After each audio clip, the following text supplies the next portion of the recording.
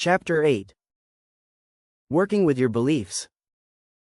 Now the task before you is to properly integrate the 5 fundamental truths presented in Chapter 7 in your mental environment at a functional level. To help you do that, we will take an in-depth look at beliefs, their nature, properties, and characteristics. However, before we do that, I will review and organize the major concepts presented thus far into a much clearer and more practical framework. What you learn from this and the next 2 chapters will form the foundation for understanding everything you need to do to achieve your goals as a trader. Defining the problem. At the most fundamental level, the market is simply a series of up and down ticks that form patterns. Technical analysis defines these patterns as edges. Any particular pattern defined as an edge is simply an indication that there is a higher probability that the market will move in one direction over the other.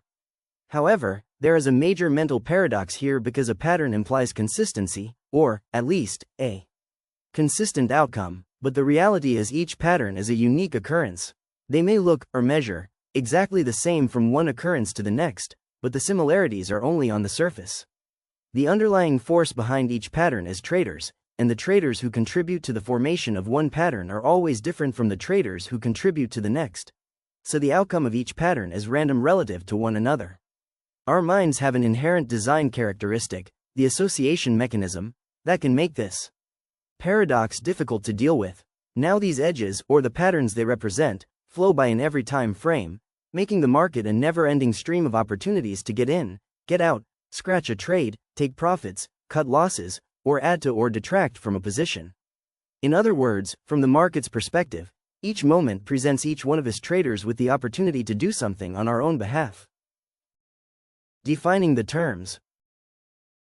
What prevents us from perceiving each now moment as an opportunity to do something for ourselves or to act appropriately even when we do? Our fears. What is the source of our fears? We know it's not the market, because from the market's perspective, the up and down ticks and the patterns they create are neither positively or negatively charged. As a result, the up and down ticks themselves have no capacity to cause us to enter into any particular state of mind, negative or positive, lose our objectivity, make errors, or take us out of the opportunity flow. If it's not the market that causes us to experience a negatively charged state of mind, then what does cause it? The way we define and interpret the information we perceive. If that's the case, then what determines what we perceive and how we define and interpret that information? What we believe or what we assume to be true. Our beliefs working in conjunction with the association and pain avoidance mechanisms act as a force on our 5 senses, causing us to perceive, define, and interpret market information in a way that is consistent with what we expect. What we expect is synonymous with what we believe or assume to be true. Expectations are beliefs projected into some future moment. Each moment from the market's perspective is unique, but if the information being generated by the market is similar in quality, properties, or characteristic to something that is already in our minds, the 2 sets of information, outside and inside, automatically become linked. When this connection is made, it triggers a state of mind, confidence, euphoria, fear, terror, disappointment, regret, betrayal, etc. that corresponds to whatever belief, assumption, or memory the outside information was linked. This makes it seem as if what is outside is exactly the same as whatever is already inside of us. It's our state of mind that makes the truth of whatever we're perceiving outside of us, in the market, seem indisputable and beyond question. Our state of mind is always the absolute truth. If I feel confident, then I am confident. If I feel afraid, then I am afraid. We can't dispute the quality of energy flowing through our mind and body at any given moment. And because I know as an indisputable fact how I feel, you could say that I also know the truth of what I'm perceiving outside of me in the same moment. The problem is that how we feel is always the absolute truth, but the beliefs that triggered our state of mind or feeling may or may not be true relative to the possibilities that exist in the market at any given moment. Recall the example of the boy and the dog. The boy knew, for an absolute fact, that each dog he encountered after the first was threatening, because of the way he felt when one came into his field of awareness. These other dogs did not cause his fear. His negatively charged memory working in conjunction with the association and his pain avoidance mechanism caused his fear. He experienced his own version of the truth, although that did not correspond with the possibilities that existed from the environment's perspective. His belief about the nature of dogs was limited relative to the possible characteristics and traits expressed by dogs. Yet the state of mind he experienced every time he encountered a dog caused him to believe that he knew exactly what to expect from them. This same process causes us to believe that we know exactly what to expect from the market, when the reality is there are always unknown forces operating at every moment. The trouble is, the instant we think we know what to expect, we simultaneously stop taking all the unknown forces and various possibilities created by those forces into consideration. The unknown forces are other traders waiting to enter or exit trades, based on their beliefs about the future.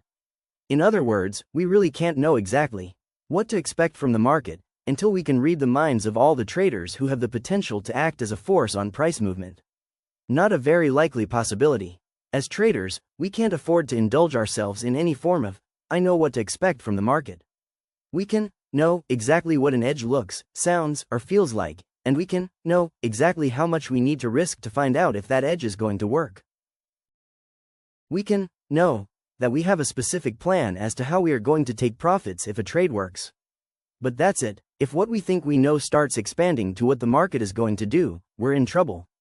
And all that's required to put us into a negatively charged, I know what to expect from the market, state of mind is for any belief, memory, or attitude to cause us to interpret the up and down ticks or any market information as anything but an opportunity to do something on our own behalf. What are the objectives? Ultimately, of course, making money is everyone's objective. But if trading were only a matter of making money, reading this book wouldn't be necessary. Putting on a winning trade or even a series of winning trades requires absolutely no skill. On the other hand, creating consistent results and being able to keep what we've created does require skill. Making money consistently is a byproduct of acquiring and mastering certain mental skills. The degree to which you understand this is the same degree to which you will stop focusing on the money and focus instead on how you can use your trading as a tool to master these skills. What are the skills? Consistency is the result of a carefree, objective state of mind, where we are making ourselves available to perceive and act upon whatever the market is offering us, from its perspective, in any given, now moment. What is a carefree state of mind? Carefree means confident, but not euphoric. When you are in a carefree state of mind, you won't feel any fear, hesitation, or compulsion to do anything, because you've effectively eliminated the potential to define and interpret market information as threatening. To remove the sense of threat, you have to accept the risk completely. When you have accepted the risk, you will be at peace with any outcome. To be at peace with any outcome, you must reconcile anything in your mental environment that conflicts with the 5 fundamental truths about the market. What's more, you also have to integrate these truths into your mental system as core beliefs. What is objectivity? Objectivity is a state of mind where you have conscious access to everything you have learned about the nature of market movement. In other words, nothing is being blocked or altered by your pain avoidance mechanisms. What does it mean to make yourself available? Making yourself available means trading from the perspective that you have nothing to prove. You aren't trying to win or to avoid losing. You aren't trying to get your money back or to take revenge on the market. In other words, you come to the market with no agenda other than to let it unfold in any way that it chooses and to be in the best state of mind to recognize and take advantage of the opportunities it makes available to you. What is the now moment? Trading in the now moment means that there is no potential to associate an opportunity to get into, get out of, add to, or detract from a trade with a past experience that already exists in your mental environment. How the fundamental truths relate to the skills. 1. Anything can happen. Why? Because there are always unknown forces operating in every market at every moment. It takes only one trader somewhere in the world to negate the positive outcome of your edge. That's all. Only one.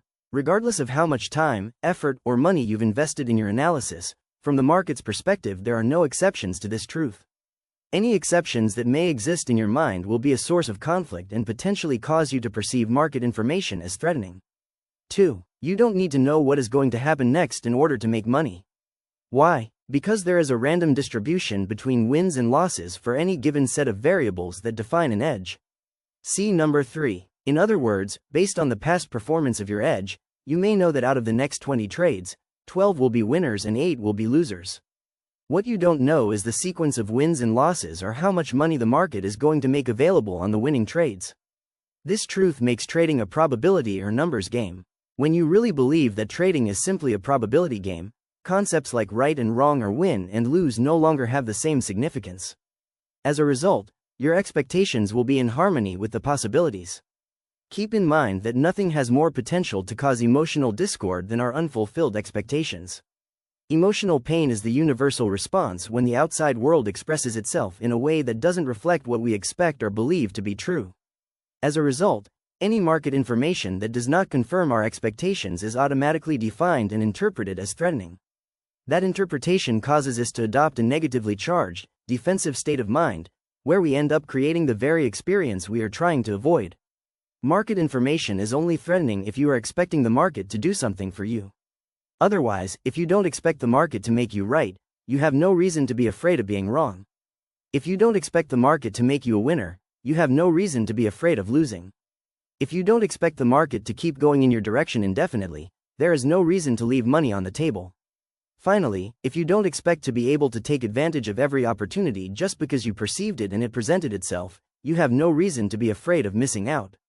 On the other hand, if you believe that all you need to know is 1. The odds are in your favor before you put on a trade, 2. How much it's going to cost to find out if the trade is going to work, 3. You don't need to know what's going to happen next to make money on that trade, and 4. Anything can happen, then how can the market make you wrong? What information could the market generate about itself that would cause your pain avoidance mechanisms to kick in so that you exclude that information from your awareness? None that I can think of. If you believe that anything can happen and that you don't need to know what is going to happen next to make money, then you will always be right. Your expectations will always be in harmony with the conditions as they exist from the market's perspective, effectively neutralizing your potential to experience emotional pain. By the same token, how can a losing trade or even a series of losers have the typical negative effect, if you really believe that trading is a probability or numbers game?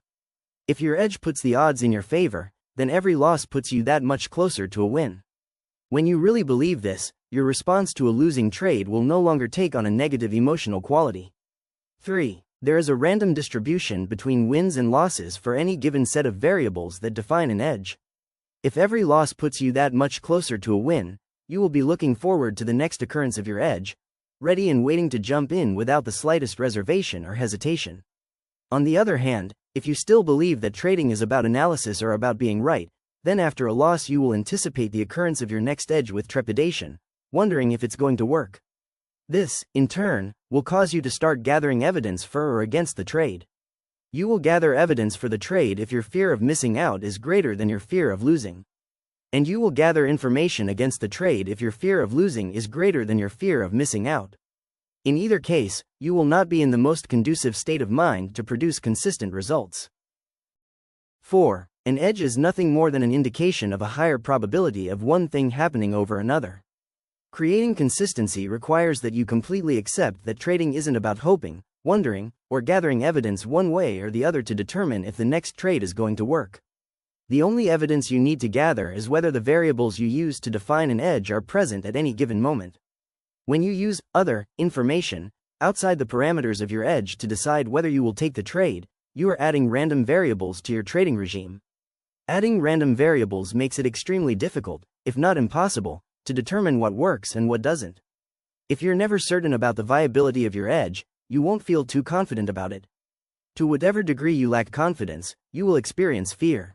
The irony is, you will be afraid of random, inconsistent results, without realizing that your random, inconsistent approach is creating exactly what you are afraid of.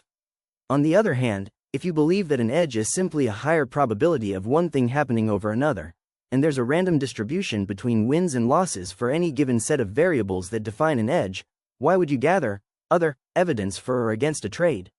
To a trader operating out of these two beliefs, gathering other evidence wouldn't make any sense.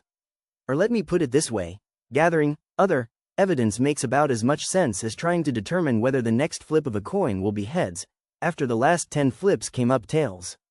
Regardless of what evidence you find to support heads coming up, there is still a 50% chance that the next flip will come up tails. By the same token, regardless of how much evidence you gather to support acting or not acting on a trade, it still only takes one trader somewhere in the world to negate the validity of any, if not all, of your evidence. The point is, why bother?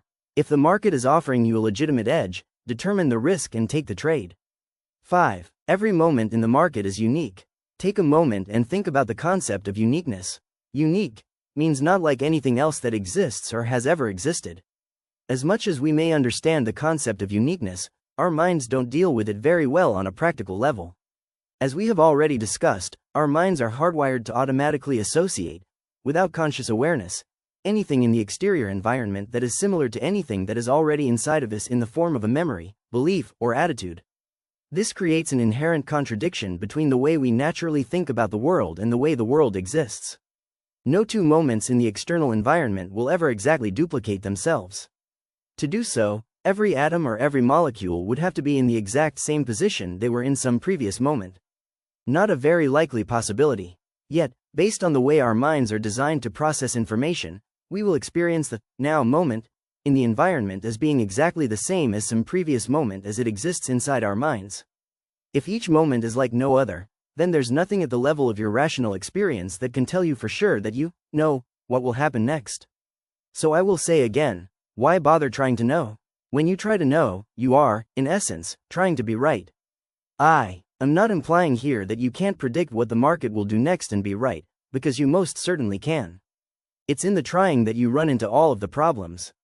If you believe that you correctly predicted the market once, you will naturally try to do it again.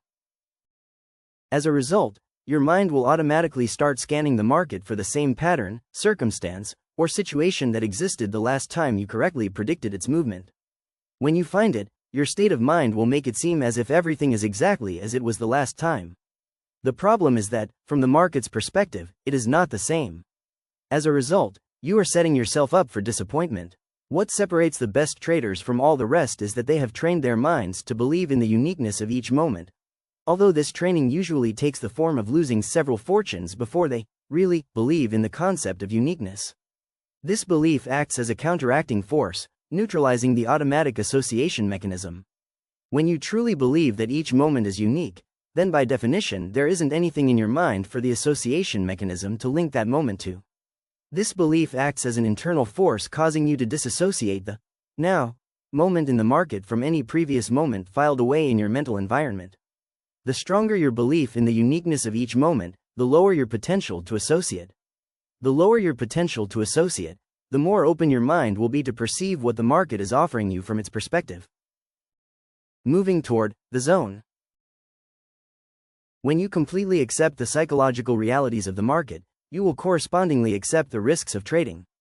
When you accept the risks of trading, you eliminate the potential to define market information in painful ways. When you stop defining and interpreting market information in painful ways, there is nothing for your mind to avoid, nothing to protect against. When there's nothing to protect against, you will have access to all that you know about the nature of market movement. Nothing will get blocked, which means you will perceive all the possibilities you have learned about, objectively, and since your mind is open to a true exchange of energy, you will quite naturally start discovering other possibilities, edges, that you formerly couldn't perceive.